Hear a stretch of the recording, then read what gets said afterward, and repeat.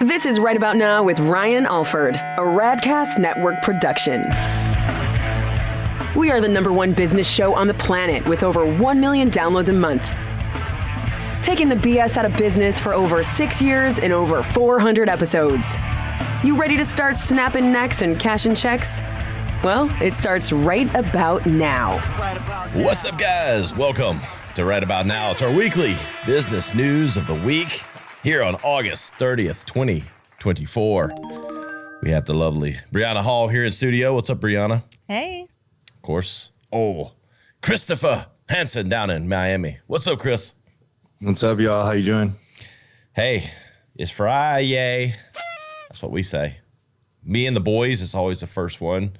It's like an internal game. The first one to say Friday, like it means because it's like I've told the boys like, hey, we need to be in a good mood. It's Friday, you should be in a good mood. So the first person to say Friday kind of gets dibs, like cred for the weekend. So it's Friday. There we go. There you have it. Who got it today? Who won it today? Absolutely me. I win it about 8 out of 10 times. You're like, good morning, boys. It's Friday. And they go, oh, man. It's like, dang. And Dad occasionally I'll walk in the room and Clayton or Hudson would go, Friday. Like they got me. But they keep me on my toes. So we'll see how it goes for next week. Hey, I'm just excited. My distractions are back from all of the political bullshit and everything else going on. College football officially starts this weekend. I'm not counting that Georgia Tech Florida State game last week, which went down about like I expected as Florida State got beat. But I might be eating humble pie, though, quickly. Clemson, where I went to school and I've been a lifelong fan, gets to play Georgia, who's been the #1 team for like the last 3 or 4 years and not even been close. So I will either be really excited next week or I'll still be excited because I don't really expect. I'm a reasonable fan that, we're a 13-point underdog. So, and Clemson hasn't been like a double-digit underdog in a long time. So I'm like, okay, I got to take the orange-colored glasses off and go, reality says that we could win, but we probably won't. So, but nonetheless, I'm just excited to have some football. And maybe it's escapism, and I can admit it. We're all human beings. But watching football is about the only sport that I can watch. I can watch Miami of Ohio and Connecticut on Tuesday night, and I'd rather watch that than probably about any other thing. And so I'm happy. Football season's back. It's a little, my sole escapism as content goes, I think. So Clemson fans are crazy. Yeah.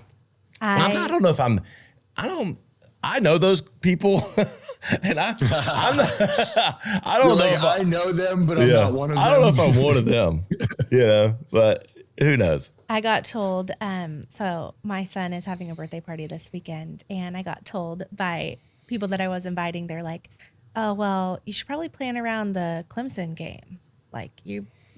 People are not going to come to his birthday party. Because they'll be watching the game. That's funny. Welcome to South Carolina, Brianna. South Kakalaki. SEC, baby. Yes. We take college football serious down in the South. So college football's here. NFL starts the following week. And so Go Niners.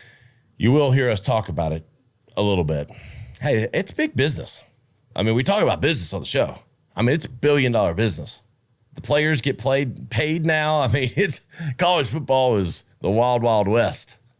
Like Clemson's getting beat out for some recruits from like Nowheresville teams that are outbidding them essentially. It is kind of crazy. Like, what do you think about the business of being able to pay college football players when that wasn't the case in the past? Oh, I personally believe you should be able to make money on your name, image, and likeness. Two things can be true at the same time. I can believe that, and I can also believe that it's changing the game in not the most positive way. So two things can be true at the same time. They need some regulation because even coaches are coming out saying, like, tell your agents to stop calling me where the season's starting. Because the NFL is at least somewhat organized around it. They have like these times for negotiations and all that. You can always have a player or two holding out if the contract, but it's not the whole team, or it's not, but the college coaches have to hire specialists now. GMs, pretty much, general managers that are managing all this. It's nuts. Crazy. And it's fine. It's just an evolution, but I think they got to get their hands around it. They kind of unleashed this without really thinking through all the implications.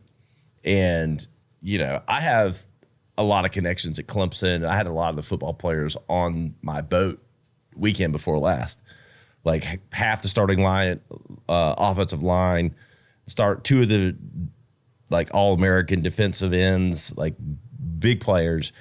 And they even talk about how the game, it's just different, and not a negative way, but just navigating it all and managing it, because they're wanting to look out for their own best interests. They all have agents, but they recognize that it's not as organized as it should be either.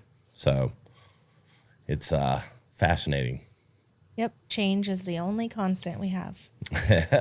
Yes. So set your TVs accordingly, all you football fans out there. We know there's some football fans out there. You went to Central Florida, right, Chris? Yeah, baby. Go Knights. Go Knights. I think y'all just changed conferences. I don't know. Maybe it was not a big football school. Yeah. No. So, but we had a better basketball team, honestly. They've been okay in football here recently. Yeah, they're doing all right.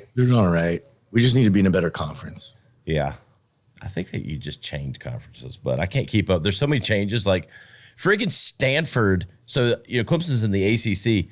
Stanford on the West Coast is now in the ACC. And California. Cal and Stanford are in the ACC, the Atlantic Coast Conference. Yeah. Go figure that one out. They got desperate. Clemson and Florida State are probably leaving the ACC anyway. And that's, there's lawsuits going on and everything else. So we will see. But shout out to my boys at Clemson. Go get it done.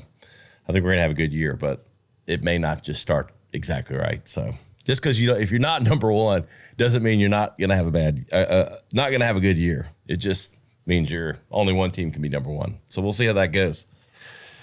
But in other news, right out of the gate here, it's really getting hard. We talked about this pre-episode, to separate conspiracy theory from reality and not get caught up in it. It's like the stories come out and you don't want to believe some of the sensationalism. Like, no, I mean, like you also don't want to be naive. And so there's this fine line of cynicism with naivety, with, chasing conspiracy theories. We can all admit that. And if you're not, then you're drinking too much of whatever party Kool-Aid you're drinking on. But this week, Mark Zuckerberg came out and released a 2-page letter essentially confirming what a lot of conspiracy theorists at the time, that's what they were labeled, not really conspiracy theory when they were claiming what they were claiming when it turns out to be true. And essentially, Zuckerberg said that he had been pressured to censor both COVID-19 related content as well as the whole Biden son's laptop story. Free speech or not? It raises a ton of questions. And a lot of people deny that it was happening, just like they denied the laptop and all this. And I give Mark Zuckerberg credit. I don't love everything about him personally or everything he's ever said and done, but putting that to the side, to come out and release this and be honest about it and say, we won't do it again. Well, maybe. I don't know if I believe, maybe.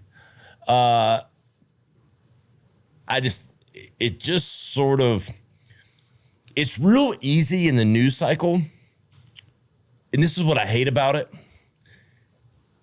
that this stuff gets it's a headline one day, and then 3 days later we act like, it happened, gone. Do we really pause to reflect what he's saying happened and what the hell that means. It's huge. It's massive. I remember being livid during COVID when all the censorship on Twitter, Facebook, everywhere, right? And you have the little fact checker stuff where it's like, and me being in the medical business, kind of with a different perspective than most of the population, questioning a lot. I remember this being, and stuff that I knew to be true being censored, right? Stuff from my own experiences, from scientific stuff we were doing. But I think you're right. People don't understand. Put yourself back in 2020, 2021, when this information could have been extremely valuable to millions and millions of people. And now we have, and even people are like, oh, Zuckerberg's a conspiracy theorist. How? He was in charge of Meta and the entire company during this time. So if he's admitting that this happened, clearly it happened. And now we're living with the repercussions of that censorship. Biden, the whole election was going on when this laptop thing came. Because remember, it came out like 2 months. And so for it to get, if you remember, it was right at the election time. It was like October. It was like this time 4 years ago. Yeah.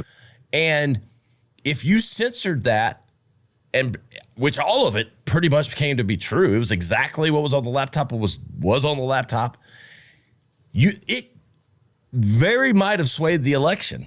The fact that it wasn't allowed to have the impact that it probably should have had, because it's just fact. I mean, I'm not saying, look, I have 4 boys. I'm raising them as good as I can, but at a certain point they become men. Do I want their every move to be a reflection of me? Not necessarily, but they are my kids, and it's reality, and it has an impact, especially when you're in the power position that Joe Biden's been in politics as a VP, and previously, it matters. And so for Mark to come out and say pressured, and then it didn't, then you're pretty much acknowledging that it could have swayed the whole fucking election. I mean, and what kind of pressure are they putting on, right? It's like, if you're going to decide to lie to hundreds of millions of people, what do they have on you? How does the government have so much control over Meta where they can pressure him, right? Unless Zuckerberg in the last few years has had some turnabout of his beliefs and what he thinks is morally right. I don't know, right? Yeah, exactly right. And I saw, there's a clip where Elon Musk was talking about, X and censorship, and he was talking with Don Lemon. And, he was getting the best of him. Don Lemon's like, he's like, so essentially Musk said, you really like censorship. You really love it, don't you? You want to make sweet love with censorship. He was like kind of fucking with him. And he goes, no, I don't love censorship. I just think you have a responsibility. That's how it gets. You have a responsibility for what, whether, because it was about hate speech. And Musk said, look, if it breaks a law, a clear law in whatever country it's in, we will remove it. But if you don't like it, that doesn't make it, whether you like it or not, and whether you think it's responsible or not, that's censorship, no matter what it is. And this isn't even hate speech. We can all agree we don't agree with that for the most part, most human beings, the 3 of us included. But talking about news that's just factual about a candidate's son and censoring it, when it all turned out to be true. And having 40 intelligence officials sign off saying the laptop was fake news. All right, well, what about those upstanding 40 intelligence officials of the U.S. government? Like, if it's that easy to get our top people to lie to cover Hunter's ass, really, like, what else are they lying about? And all that COVID stuff that, again, 80 or 90% of it, that ended up being true as well, that the COVID, the shot was at best partially effective. Right. And that herd immunity was always probably going to be the only and best way for this to get, and no one's denying it's a shitty disease. I've had it a couple times. It sucks. It killed a lot of people, but even if you spoke on natural immunity, it was censored, where it's like natural immunity is what we've known for all of history of how viruses work and replicate. Like, science is science. And I just don't know how these continual releases of this stuff, and again, it's only one side that paints the other so extreme, right? It's the left that paints the right extreme. You know, Trump's extreme, his people are extreme, MAGA's extreme, everything. But yet all this stuff comes out that sort of, it validates most of what is being said. So it's like how you can't at least acknowledge that this makes it real fucking difficult to believe everything that you're told from the news. Wake up. It's insane because even think about COVID. Like when COVID first came out, Trump was calling it the China virus. And he was saying like, this came from China. This came from a Chinese lab. It came from Wuhan. And everybody was like, oh, Trump's a racist. Trump this, Trump that. And then it came out as true. And then they're like, oh, don't worry about that. Like, well, you're right. They shoved it down in the news cycle. When it did come out that it was true and they investigated, there's still people that don't even know that. Yeah. You know, I mean, you have people still lining up for booster shots. Do you ever have Kamala come out and say the news is censoring me? No. Never. She doesn't come out and say anything. Not once. You know why? Because it doesn't get censored on that side. Nothing. They can say Russian collusion, everything. They can say whatever they want. Nothing gets like that same level of scrutiny. They own her. Yeah. And so, again, put all of my own personal politics out of this. You just look at the facts of this stuff happening and you don't see it on the other side. You don't see Kamala Harris screams about being censored about this. Nothing, Kamala is upset, but or Biden, it never goes the other way. Right? That I'm aware, I'd like to know if it does. It doesn't. Believe me, man. It's just to fire me up in 2020. It never goes the other way. Never. And if it did, we could at least go, it kind of works out both directions. You know, like when you think about like luck and people talking about this, that, look, that all shakes. Like when everything's purely even, I believe that the forces of yin and yang tend to like balance things out like the earth. But in this stuff, it's so stacked one direction. It doesn't even make sense either. Like that's what's so confusing and like where it's hard to find like a good middle ground because it doesn't make sense like why it's happening. You know, and they always say, oh, it's our responsibility to only, put factual information out there. But then they'll put something crazy about like, I don't even want to, I don't want to offend anybody, but, a different side of you or abortion rights or access to women's health care or LGBTQ. And it doesn't matter whether that's factual or not. They'll just put it out there and it's not censored in any way. No. Yeah, it's rage baiting. It's all emotional terrorism. Just keep people as divided as possible. Keep the infighting. Because realistically, we're all more alike than we think. Oh, yeah. I mean, 100%. Everyone wants financial freedom to be able to put food on the table. But you're right. People need to realize this is literally us versus them. This is the government and these people censoring and controlling for whatever reason it is and lying facts from you, truth from you, and it's not in your best interest. And that's as simple as it is you have one group that controls all of the media, all of the pharmaceutical companies, all of the food companies versus us, right? And I think you'd be fair to say most podcasts, independent journalism, are probably more right-leaning, right?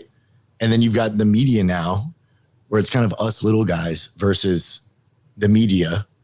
The problem is even we could get censored at any time. Oh, right? yeah. This could get censored. I feel it coming around the corner. Hey, I've already been censored on Instagram for posting about the Second Amendment. Yeah. And even the rep at Meta, she even said to me, she goes, I don't disagree with you, but this is out of my control. Because I said, there's nothing in your guys' policies about the U.S. Constitution or the Bill of Rights or our amendments. Why is this being censored? I'm not selling items, right? Talking about firearms and our freedoms. But it just shows you like these tech companies have a lot of power. Even I had to remove the post. Like I had to delete it. And I held my ground for a long time. And I'm like, oh, fuck, what are you going to do? The algorithm's fighting against you now. Yeah. It's a very weird position to be in. When every major mass media TV station is liberal. Today, Time Magazine cover said, why processed foods aren't as bad as you think. Oh, God. Really? talk about gaslighting. Yeah. Right? So how can you determine what, like back to Don Lemon's statement? Because I think this is such the characteristic, and, you know, some messages I had back and forth with a friend this weekend. Their side is the responsible side because it's what they believe and what they think to be true. So that's the responsible blanket that we all need to wrap ourselves in, of what's responsible and what's not. Well, was it responsible that Biden's son had a laptop with all this stuff on it? Was that responsible? Were we being irresponsible, like to claim that when it was 100% true? Or was it irresponsible to claim that Trump was colluding with Russia when it wasn't? When you have video of Biden colluding with Ukraine, literally, Yeah. like, and you have emails of Hunter colluding with Ukraine and many other foreign countries, China, where there was obviously a lot of money getting moved to the Biden family. And it doesn't take a genius to figure that out. Like, this is all public court records now, but the media doesn't cover it. And okay, we're a business show. So like, what does this have to do with business? Well, you know, when news is censored, and when Facebook, a social channel where a lot of business gets transacted, a lot of ads are run by clients, and they don't think something you're doing is responsible, air quotes, if you're watching on YouTube, which you should be, you'd see them, it will have an impact on your business.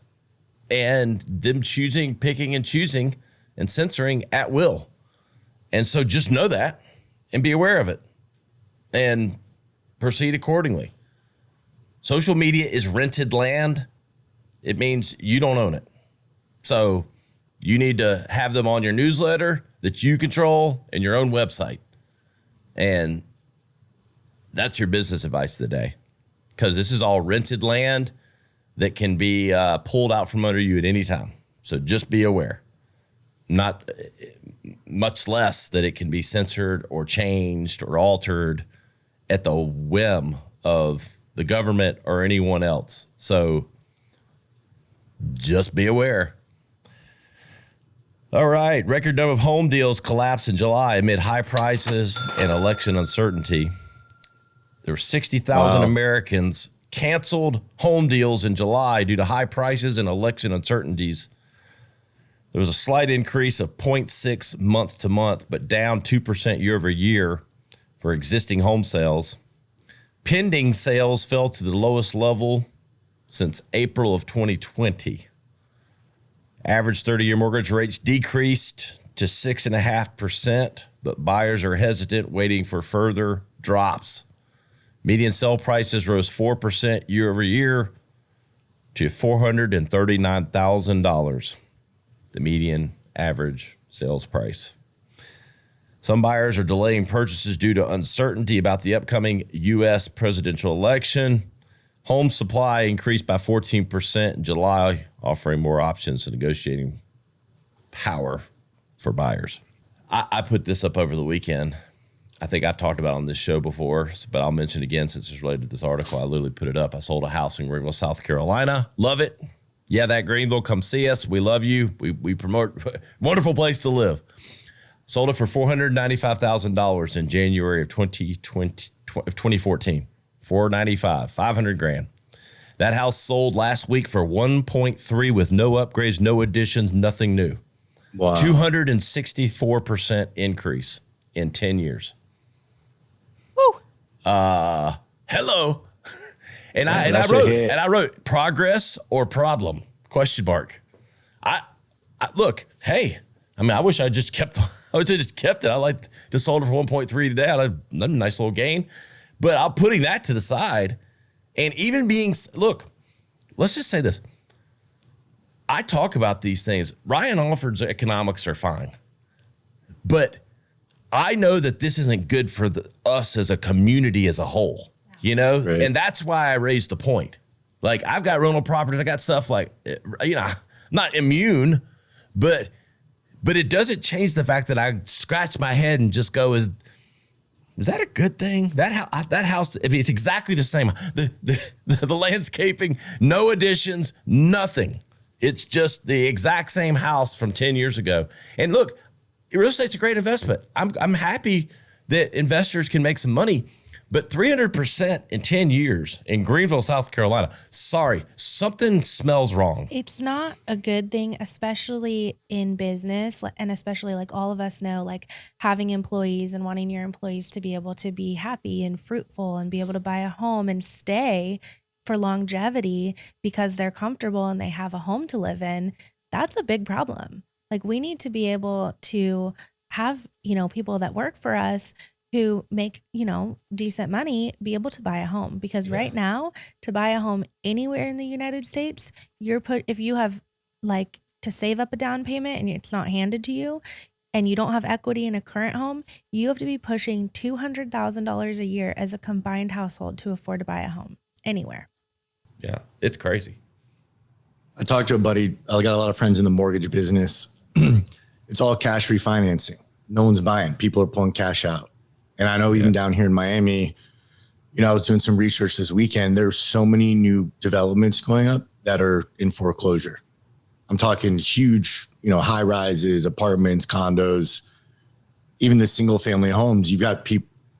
Okay, put it this way: for your more financially like 400,000 market's still okay because people are still coming to Florida. Yeah. But some of these higher priced, $1 million and up, they're not moving. And some of these houses, I'm not kidding, horrible part of town, bars on the windows, $1 million.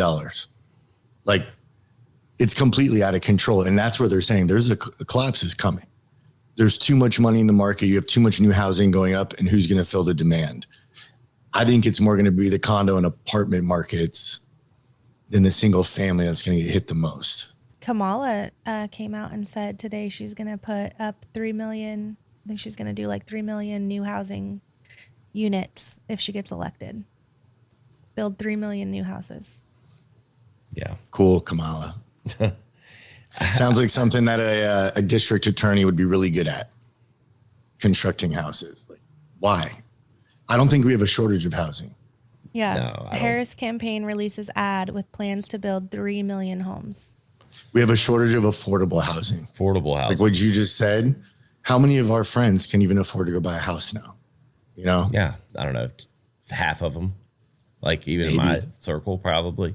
Yeah. So, and most of them are locked already in. But if luckily they bought houses, 7, 8 years ago, 10 years ago, right? But if they had to go buy today, they couldn't afford it. If they didn't already have equity in one or something. So yes. Let's say the same. I think that house I sold's been sold 3 or 4 times now. But let's say one person bought it for $495, and now we're sitting in it. They're sitting there, oh, look at all this equity we got. But if they wanted to live in the same zip code or two in Greenville, they're not getting more house. They're going to go get lesser the same house because everything else costs more. Well, and interest rates are so high, so they'll be paying more. And so I was thinking about this, and again, taking myself out of it, like, because I'm an entrepreneur, I own multiple companies, and I'm not sort of like in a salary position. But that house has gone up 262%. Has everyone that lives on that streets, has their income gone up 262%? No. And our dollar value has gone down, right? Yeah. So that has to give somewhere at some point, right? Okay, well, you can say, well, new people moving in, old people moving out, it's progress. That's just the way it works. And there's some truth to that. I believe in capitalism. I'm not hating on anybody that's making the money on it. I'm just sitting here, though, again, we take the BS out of business, just trying to talk about what these things mean. Well, I just pause to go, it just doesn't seem like that's a good thing. If it was 30 years, fine. But 300% too or 10 is a lot. Well, one thing that I think we should really bring up, sorry, Chris, I didn't mean to cut you off, is China buying up land and buying up housing and housing units. I was talking to somebody in the construction industry recently in Greenville who said that they sold a huge residential plot to a Chinese company. So why are Chinese companies coming to Greenville, South Carolina and buying up residential plots of land? Well, and also you could say BlackRock, right? Like the World Economic Forum, Klaus Schwab, they've been saying you'll own nothing, you'll be happy. This is the bigger thing they're trying to do is You make owning anything, a house or car, so unaffordable that everyone's a renter. And then you're easily controlled. You make buying a house so unaffordable. And that's what happened during, the real estate boom, 2020, 2021. Remember, Zillow was going in and buying whole neighborhoods to boost the valuations of the houses.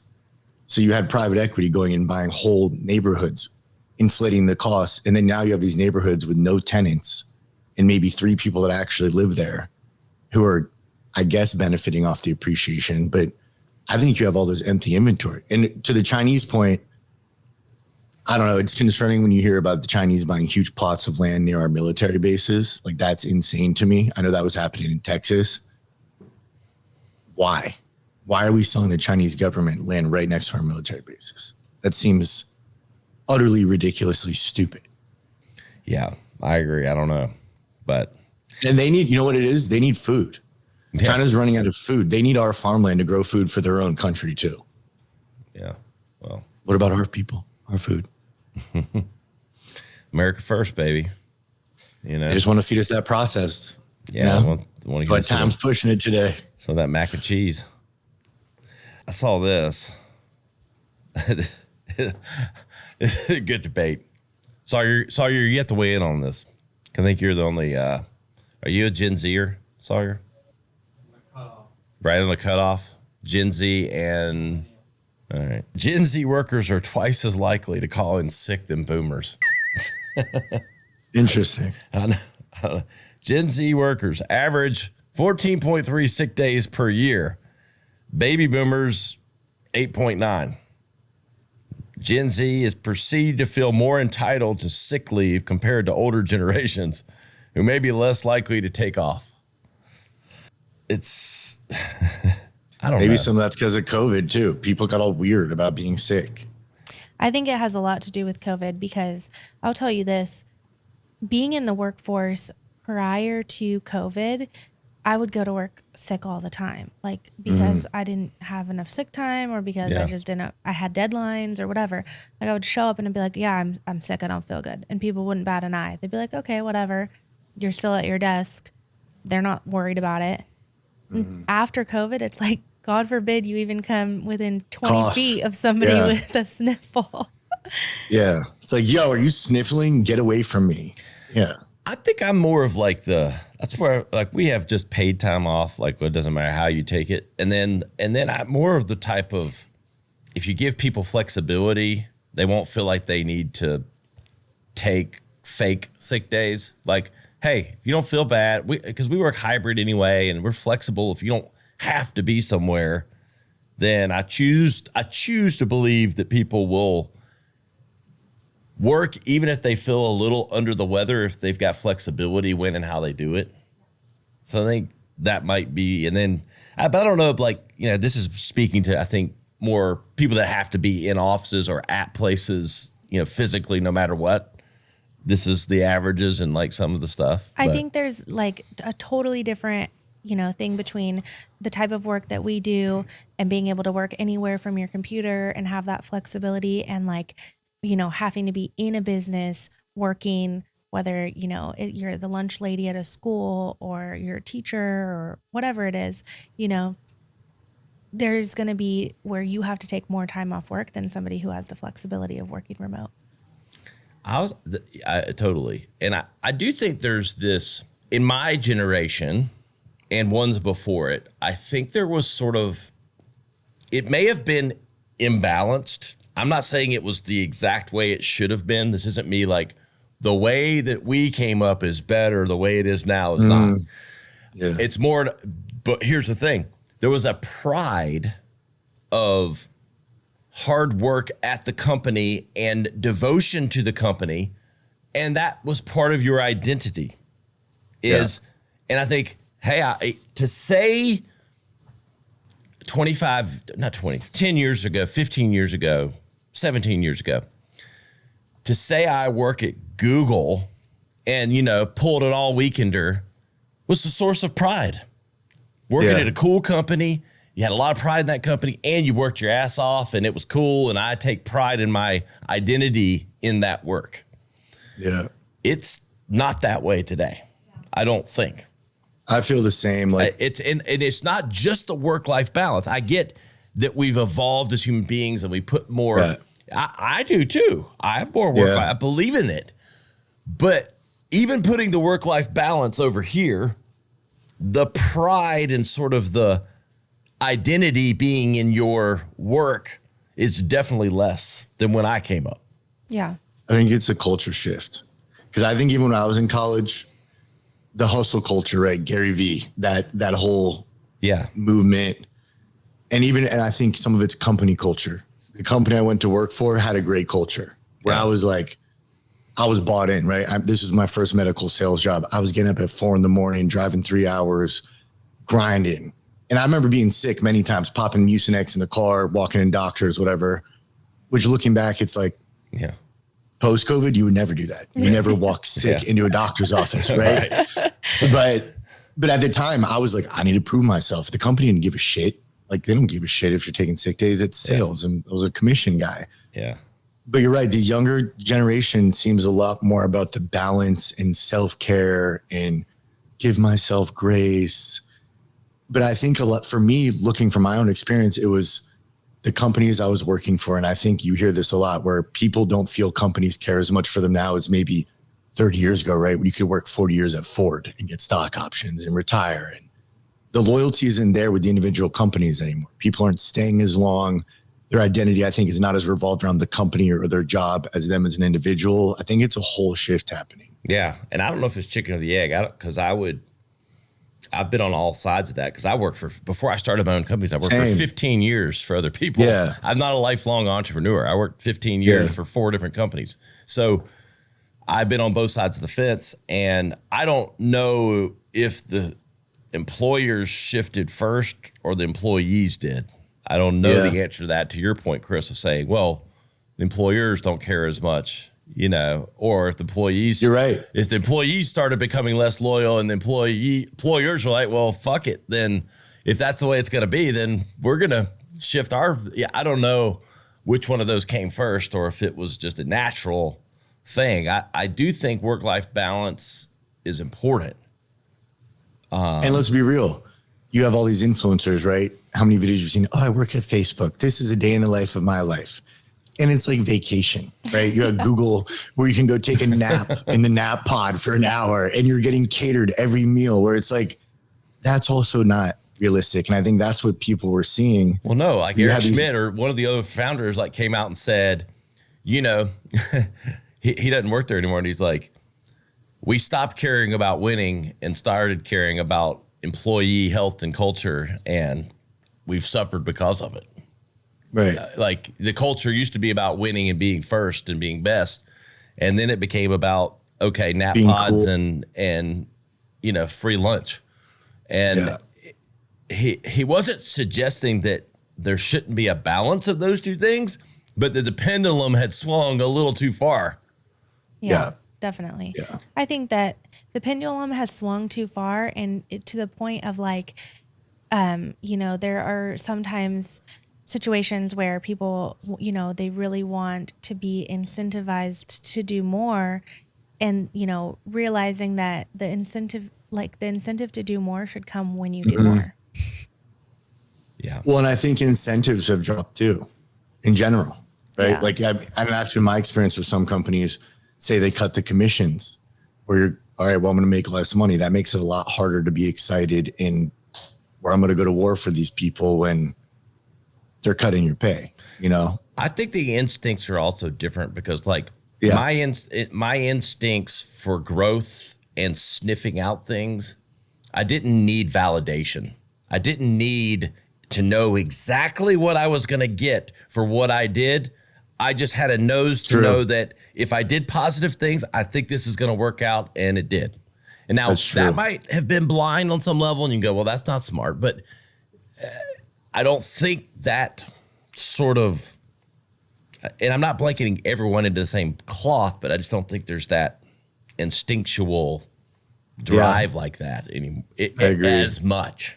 Well, I think too, the other thing I would say from an inflation standpoint is businesses are in such a bind with inflation being as high as it is, right? Like you're trying to make payroll, you're trying to give people, yearly raises, and you're trying to deal with supply issues and, materials costing more and the rent on your building costing more and inflation of goods and services. So then, of course, your incentives are going to be the first thing to go. Mm-hmm. Yeah. It's a complex thing. Any thoughts you want to throw in on this, Sawyer? As the lone Gen Zer? No, I think all those things are true, especially people being disillusioned with their companies and not feeling like they're going to be taken care of long term. Like amongst, like retirement and stuff isn't the same as it used to be. Social Security isn't what it used to be. Good points. Complex subjects.